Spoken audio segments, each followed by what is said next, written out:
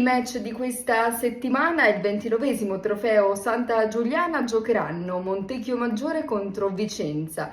Mercoledì 14 agosto, ore 17:30 presso lo stadio Gino Cosaro di Montecchio Maggiore.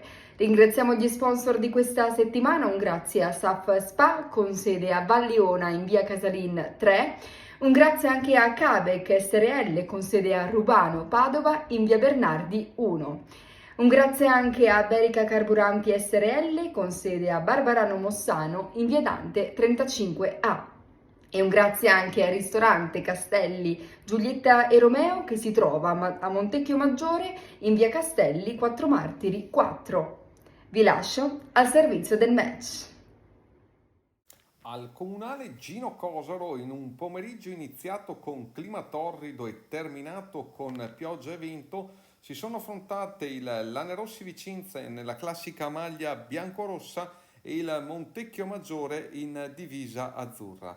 Gara valida, quale 29esimo trofeo Santa Giuliana dedicato ad Alfonso Santa Giuliana, indimenticato centrocampista che vanta oltre 300 presenze con la maglia biancorossa del Vicenza a cavallo degli anni 40 e 50.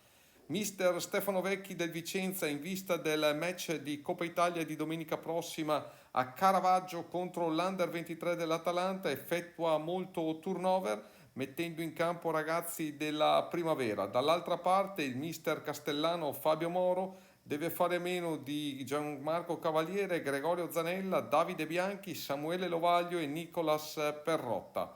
Terreno di gioco che si presenta in buone condizioni davanti a un'ottima cornice di pubblico. Per quanto riguarda il risultato finale, termina l'incontro con la vittoria del Montecchio Maggiore per 2-1 grazie ai gol al secondo minuto di Chinellato, il pareggio al quinto della ripresa per il Lanerossi Vicenza di Marra e poi il gol vittoria al 67esimo di Federico Penzo. Gara interrotta all'83esimo per nudibifragio e vento forte.